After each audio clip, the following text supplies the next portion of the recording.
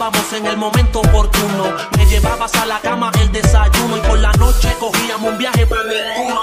De momento mis sueños se empañan, tus padres cizañan, ya los gatitos y los perros te extrañan. Sigo con las coronas y los filis, aborrecido ya no tengo con quien ir la chili. Porque desde que te fuiste no duermo despierto como un búho. Solito porque rompiste el dúo y ahora ya no veo la luna ni el sol. No siento frío ni calor, soy como un carro que quiere emprender y no tiene el motor.